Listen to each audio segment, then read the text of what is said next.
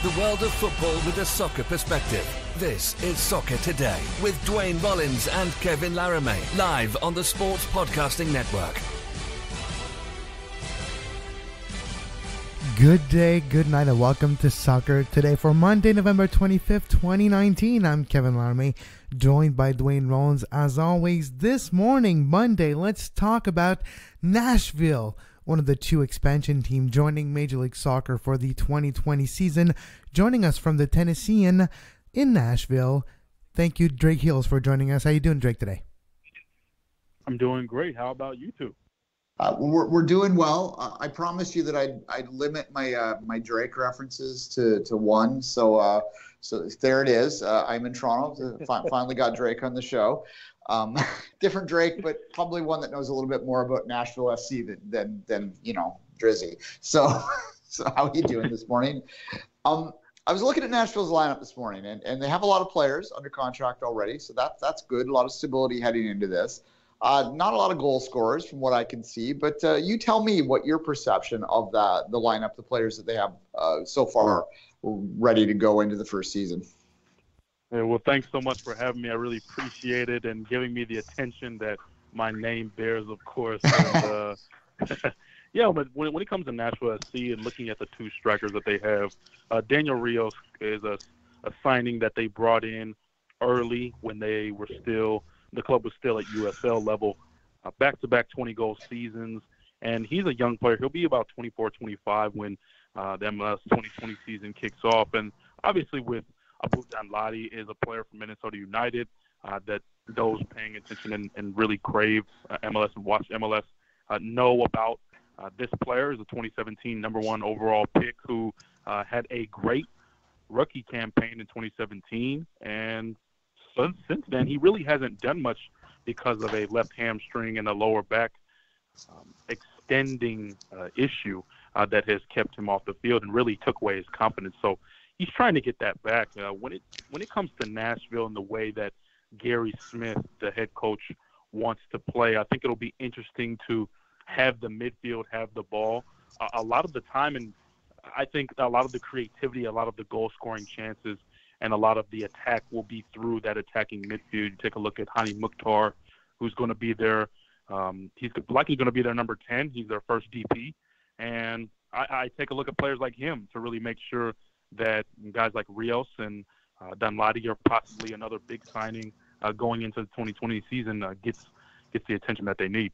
Another name that they added recently was, of course, a player that a lot of MLS fans are familiar with, Dax McCarty, a veteran presence in that midfield. How important was adding a guy like that to the lineup?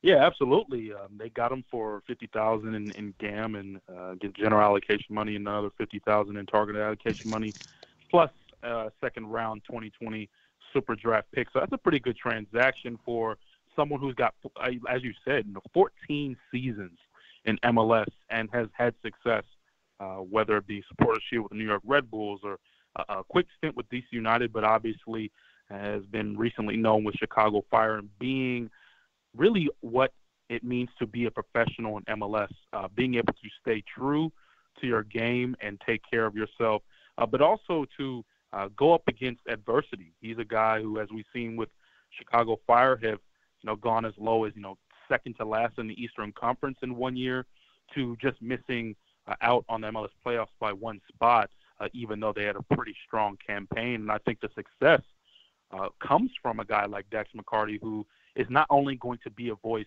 on the field at Nissan Stadium this year here in Nashville, but he's also going to be a guy in the locker room, on the team bus, in hotels, on the road.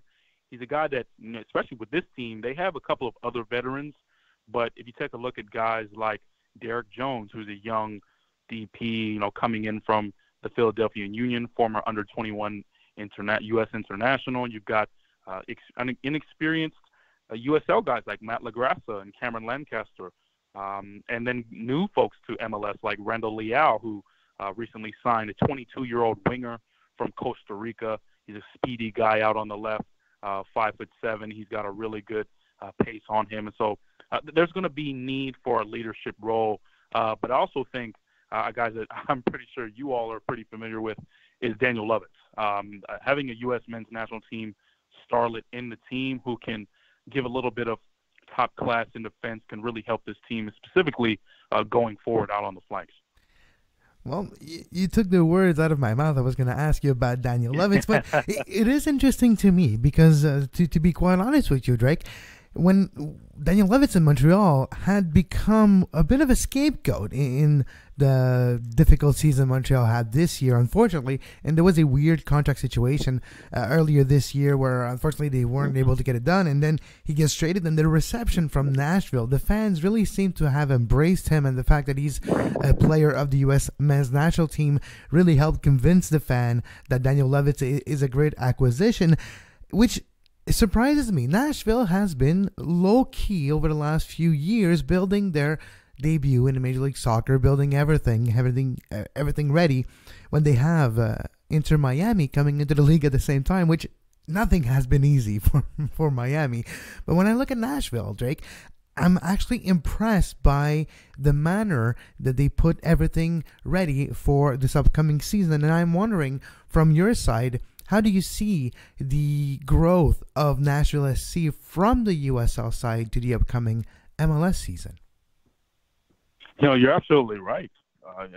Take a look at just the crowd. Let's put aside the team right now and just take a look at the audience that Nashville SC is catering to.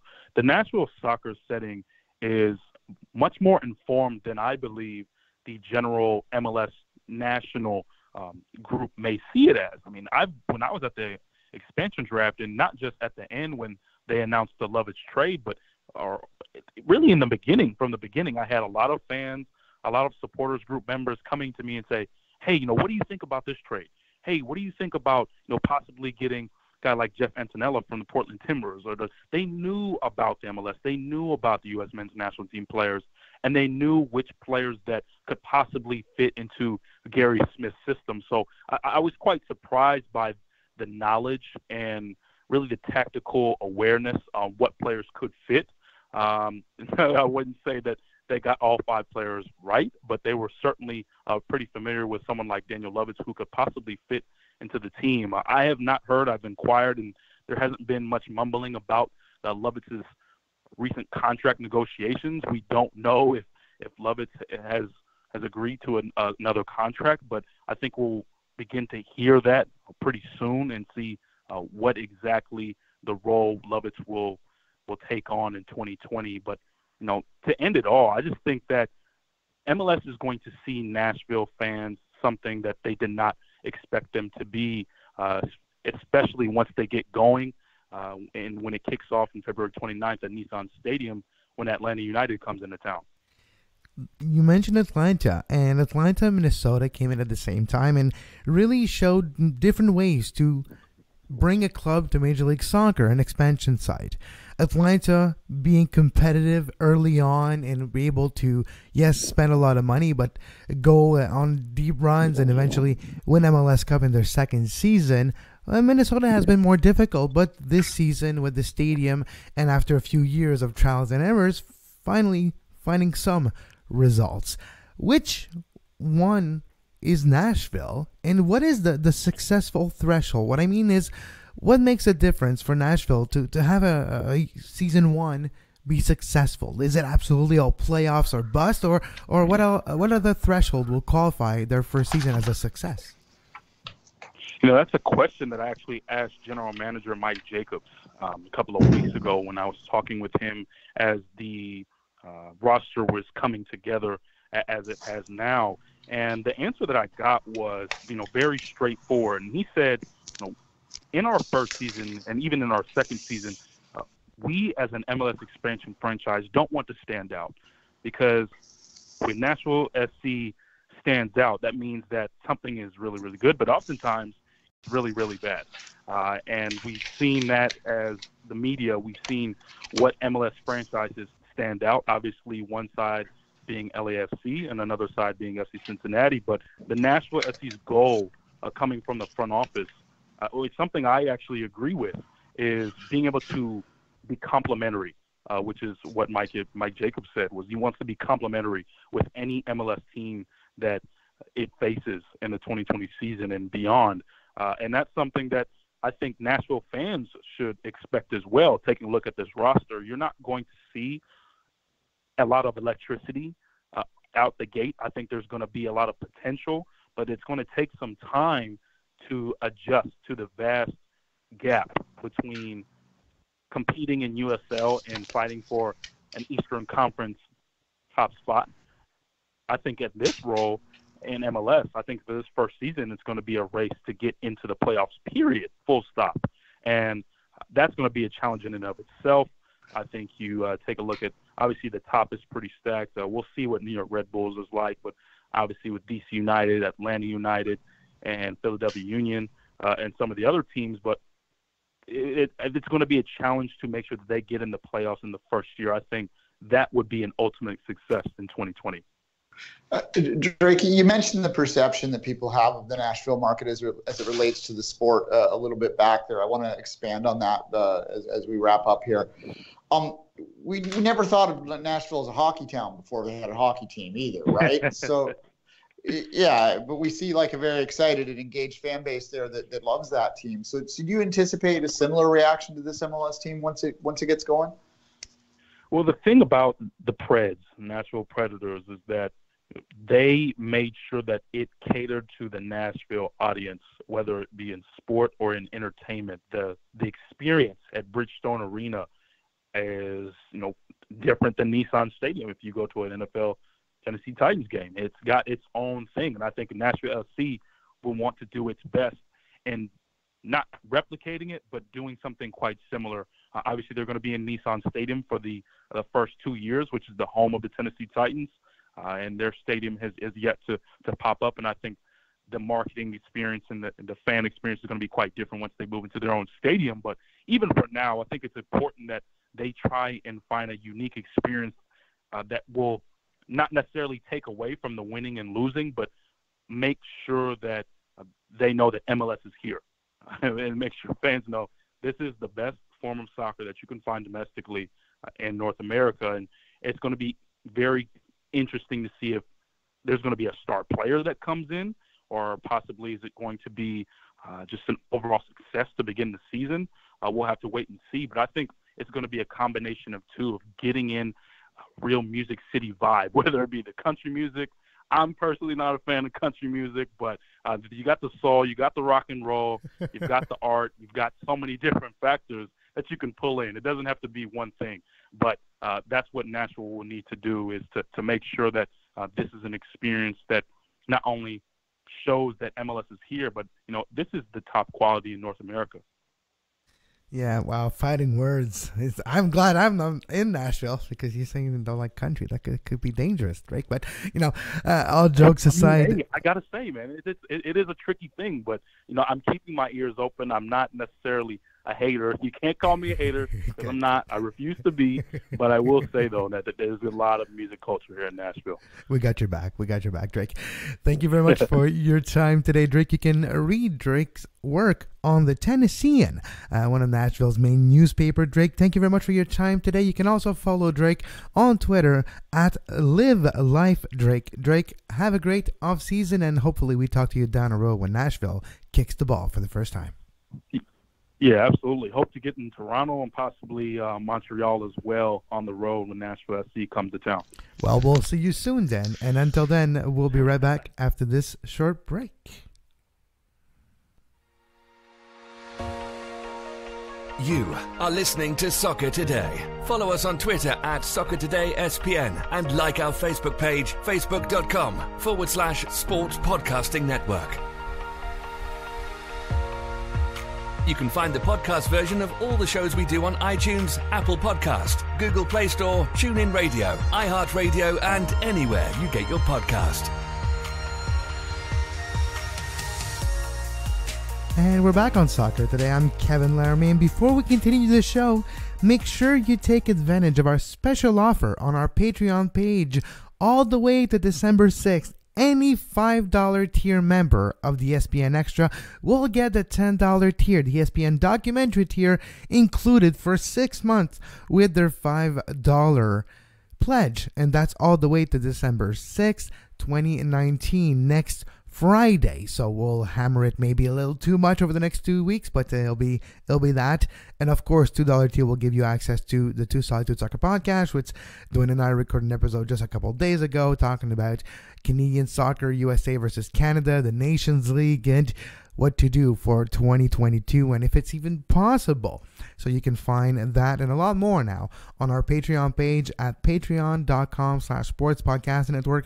5 Rings Extra is coming in the next couple of days where Duane and I talk about the 1976 Montreal Olympics, and that's going to be a fascinating mini-series between Duane and I. All that and more on our Patreon page. Once again, patreon.com/sportspodcasting network. We're back, Duane, and one thing that really caught my attention that you sent me yesterday, Mario Balotelli may be interested in joining MLS. We heard that for years, but this time maybe coming to Toronto. Yeah, look, there was a fairly reputable Italian language journalist that reported this. So not like a Bleacher Report kind of person, not to be dismissive of everyone on Bleacher Report, but you know what I mean. This was someone who actually does this and has successfully reported things at this high level before. So it's not coming completely out of left field. It does still, to me, strike me as a bit of fantasy. That said, look, I don't think it's complete fantasy that Mario Balotelli would consider Major League Soccer. And then if you accept that as a premise that Mario might come to MLS, then it's not that big of a stretch to think that he might come to Toronto because of the same reasons that Sebastian Giovinco came to Toronto, right? There's a large Italian population there. He would feel comfortable in there. It's, he's got the connections through Sebastian and all that he probably could talk to. There's lots of reasons to think that would. And you could also look at TFC's needs, which is to provide secondary scoring behind Jose Altidore and say, it's not the worst fit. Obviously, when you're talking about Mario Balotelli, you have to talk about Mario Balotelli. And there's lots to talk about there. Some of it is real. Yeah. He is a handful. Some of it is high maintenance legend. Let's say he's a high maintenance player. You remember that Marino famous quote when he used to manage Mario Balotelli at Inter. So at halftime, Balotelli's on the yellow. He's like, okay, Mario, I cannot sub you off. Okay, you have to be calm. You have to keep your emotions in check in the second half. I cannot afford to sub you out, and we cannot afford to get you sent off.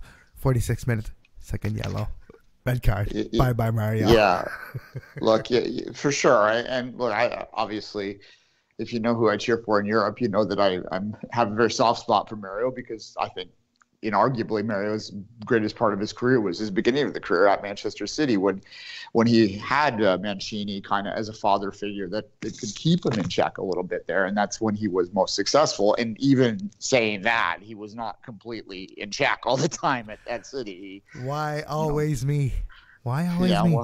Well, which is legendary, actually, because the way he was. Anyway, but nonetheless, there's a song about him throwing darts at the academy players. As I was saying, though, the thing about Mario too is a lot that's kind of awesome, though. That's a story for a documentary in itself. Yes. There's a legend of Mario and there's a reality of Mario too, though. And it's not always exactly as we say forth. And obviously in his later part of his career, now he's 29 now, so this is not a young man anymore, really, by soccer terms. He's still a young man by real terms, but you know what I mean. Yeah, well, still, he's only 29. Seriously, perfect timing to become a good MLS striker. No, I think that if he came and was engaged, he would absolutely be very successful in Major League Soccer. But he needs to be somewhere where he's comfortable, and he needs to be somewhere where he feels respected and where he feels valued and where he feels safe. And I think a lot of his problems lately, and this isn't a big stretch, I'm not trying to be amateur psychologist here, it comes to do with the amount of crap that he deals with now in terms of the race stuff. And Italy is not a very good place to be right now when it comes to racism. Not a very good place? Wow, that's very, very, very, what do you say it? You really were political. It's the worst place on earth right now for racism. Well, there was the owner of the team made a statement where he said what was wrong with Mario. I mean, it's ridiculous. He said he's black. What am I going to do? I mean, I'm paraphrasing a bit, but it was that obscene that was something he said, and then they're trying to play it off as it was just banter today. They don't get it. So maybe Major League Soccer would be a good place for him. Maybe a place like Toronto. a multicultural, diversified city. Then the province, the premier, that's something different. But Toronto, the city, would be what maybe he needs. A place where he's not going to be judged, and he could probably actually walk down the street and not be bothered too much. He will be bothered a bit. Let's face it, it's Mario Balotelli. But he's not going to be bothered like he would somewhere else, like in Europe or something. Yeah, no, he's still Mario Balotelli in a very, there's something like 500,000 Italian Canadians living in Toronto, so it's not that he wouldn't be unknown, but for sure. But that said, there's 500,000 Italian Canadians living in Toronto, so he'd be able to speak Italian language too, and find. I think that's one of the things Javenko liked, that he had that sort of ability to live within an Italian culture in a an enclave within the city as well. Look, I don't know whether this is real. As I said, the journalist that reported it is not completely, unknown. So we should give it we are giving it some real thought here. And there would be people reluctant to bring him in for all of the Mario reasons. I have a difficult time taking my fanboy hat off, to be blunt, when it comes to thinking about the possibility. I would love to see him in Toronto. I'd love to see him in MLS, period. But in my own backyard that'd be something. Yeah, you wouldn't have to travel to go see him. You're like, all right, good. I just need to take the train. The train. I don't need to take the actual plane. So that's good. That's a possibility. And it's not only MLS though, and it's not just Toronto. And really, there's another team, Major League Soccer, apparently interested. But this is all right now speculation. Galatasaray as well. Galatasaray is the one I was thinking about too. So Turkey could be another landing spot for him. He is out of club right now. He's no more with Brescia. So that will be a subject to keep an eye on in the next few days. Tomorrow we're going to talk about the New York Red Bulls with Michael Lewis. It'll be interesting to talk about the change that is happening in Harrison, New Jersey. The end of an era and probably the start of a new Mira era, especially in the net for the New York Red Bulls. But today, Duane, at 3 p.m. Eastern Time, it is one of the first milestones in all the roster movement mechanism that exists in Major League Soccer. It is the end of the year waivers today at 3 p.m. Eastern. So players on this list, the end of the year waivers can be picked up. The contract doesn't change at all. It's either they're out of contract and they cannot qualify for free agency and are over 23, or their option has been declined and they cannot qualify for free agency as well, around the 25-year age. So that's what the end of the year waiver list is. Most of the players on this list, though, Duane, are probably on their way out of Major League Soccer, probably on their way to either Canadian Premier League or somewhere in the USL Championship, League One, or even League Two to some cases. Yeah, the waiver draft is very much about depth signings. You may occasionally, if you go through the history of it, there's maybe one or two players over the entire history of the waiver draft that have been picked up that way and have gone on to do something significant somewhere. And this is not to be dismissive of the professional athletes. We respect that. But in terms of what they are at an MLS level, you're not going to find a lot there. You can find some depth if you're really, you're scouting, you can find the right fit. But the real action is the re-entry draft and the free agent list, which is accompanying this and will open up after the waiver draft today. Anyone who doesn't get picked in the waiver draft becomes a free agent, by the way. So yeah, it really is that's where your interesting names are, and the names people are going to want to talk about are going to be on that.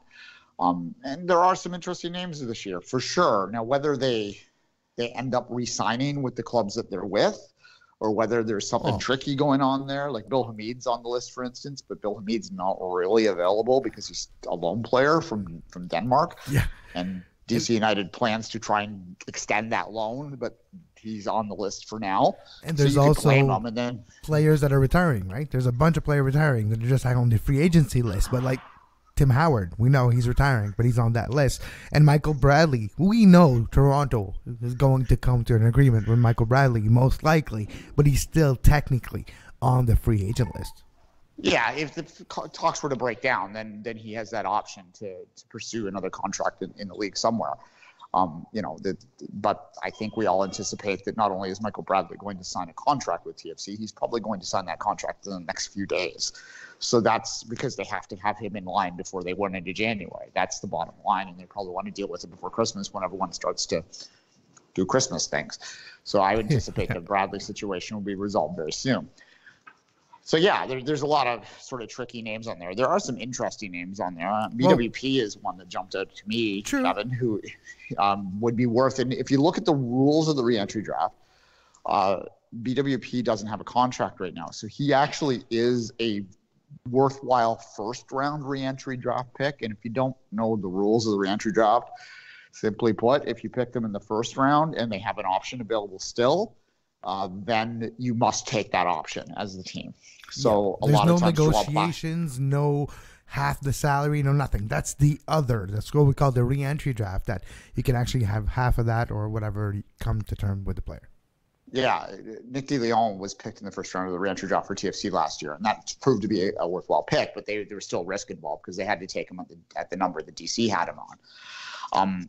So the BWP, though, his situation's different in the sense that he has extended. His contracts are over. There is no option left, so you can get him completely as essentially, this is the weirdness of how he's not a free agent. It's just the technicality here, but he isn't, so you have to get him through this mechanism.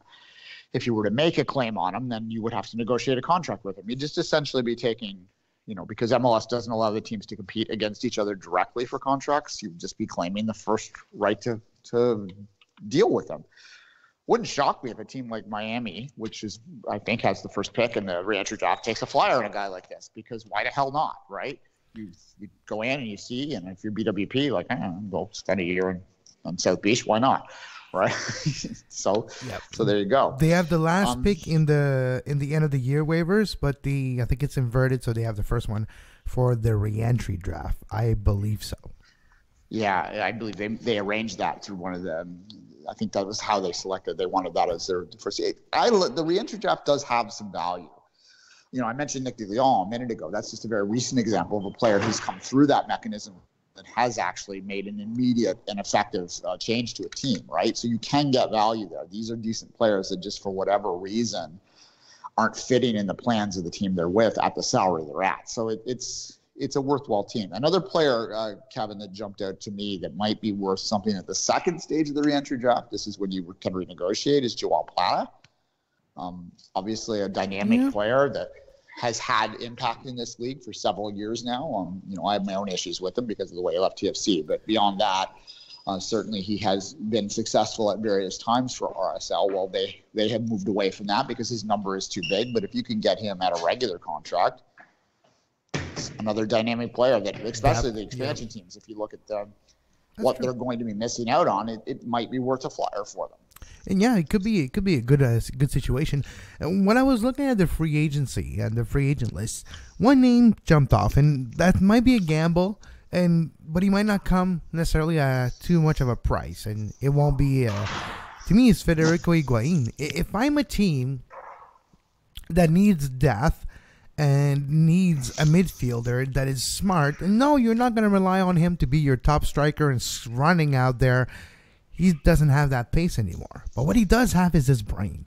What he always had in MLS, Duane, is his soccer IQ, what we call, the positioning that he has in the midfield, and just how he sees the play develop and can start something. You put him as a 6 or something where he doesn't need to run as much.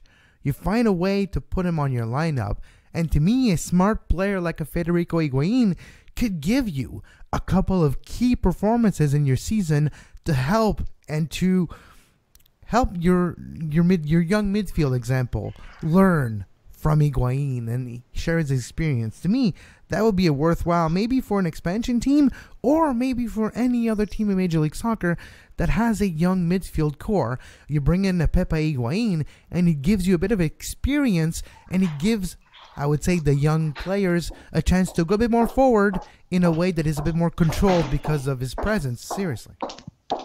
Yeah, I mean, and those veteran guys, too, if you're with a team that's right on the bubble of contention, can be worth a flyer on as well. Not necessarily even entirely about what they do on the field, but what they can do overall in the room and sort of influencing the younger players around them. So for sure, you want to take a flyer on guys like that if you think you can bring them in. Now, that's the other thing, too. You have to be very careful when you're looking at these lists because there's lots of situations that maybe we're not even entirely aware of, right?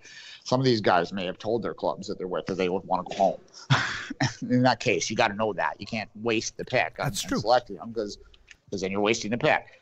I'll tell you another player that I think this is a free agent player. If you want to continue down our interesting list here, if Miami's keeper is not Robles, I don't know what they're doing. They don't have a keeper. He's a free agent. You sign him. Yeah, no, that's true. Like, yeah, I agree. Like, if he wants to continue his career in Major League Soccer, yeah, you sign him. Give him, okay, you're going to spend a year in Fort Lauderdale in the sun and to pre-retirement. Come to Miami. Yeah, he's only 35 for a keeper. That's like 28 for an outfield player. So he's got a couple of years left, I would think. So yeah, that to me is a no-brainer. Well, it's hardly revolutionary that I'm saying that. There's a lot of people that have sort of drawn that conclusion. Another interesting player, the final one I have on my list is Jordan Harvey. On the wrong side of his career for sure, but a guy that did a good job as a left back, which is a very tough position to fill for LAFC over this year. Both LAFC fullbacks are actually available. Steven Beitashour is also on the list. Yeah. I think they'll probably find a way to get Beitashour back, but Harvey is a guy that might have a space, and in fact, some people are even connecting him to take a little taxi across town because there's a bit of a need for the Galaxy there too. Never had that happen before, so to add another element to El Tráfico, I suppose, if they have a player switch sides. Yeah, I don't know if Jordan Harvey switching side will create that much of a divide, but at least he'll be the first one. Who knows? Well, those are all potential things, but today, end of the year, waivers at 3 p.m. Eastern time, and we'll keep an eye and obviously talk about it tomorrow. A lot more things to talk about in the world of soccer. Duane, you know that the Apertura just finished in Mexico, and the playoff, which is called the Liguilla, will start on the 27th, so that's Wednesday. We'll have more opportunities to talk about it tomorrow on the show. Michael Lewis joins us to talk about the New York Red Bulls and the end of an era with Robles leaving the Red Bulls, Bradley Wright Phillips as well, and more. We'll talk about this tomorrow on Soccer Today, the world of football with a soccer perspective. You can follow Duane on social media at 24th Minute, myself at Kev Laramee, and if you are a Patreon member, if you are a VIP, $2 to Solitude Soccer Podcast, you get one show a week. $5 SPN Extra, you get 3 bonus shows weekly. Soccer Today Presents, which will have a great player interview later this week that I've been working on. Talk about, of course, the upcoming CBA negotiations from a player perspective and free agency from a player's point of view.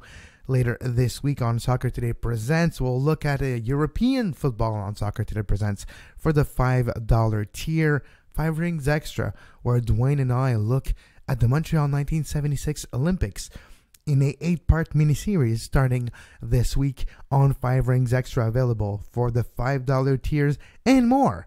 Of course, breaking news audio as soon as it happens, part of the $5 tier, and the $10 tier, the documentary tier, where Duane and I will look at the Gold Cup 2000, which Canada won, biggest trophy ever won by the Canadian men's national team. A good documentary that I've started to do some great research. This tournament, Duane, is kind of crazy when you think about it. All the things that had to happen for Canada to win that thing, starting in the qualification stage, is mind-boggling, and it's kind of the once, not only in a lifetime, once maybe in 1,000 generation type of tournament for Canada.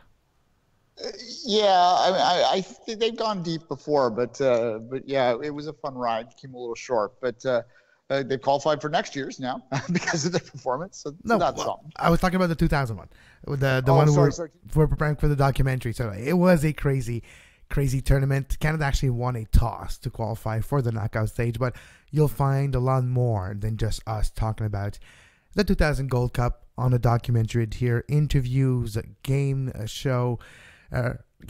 reviews, and show notes will be available on our Patreon page, once again at patreon.com/sports podcasting network. But as always, until tomorrow, for Duane Rollins, I'm Kevin Laramee, and we wish you a great soccer.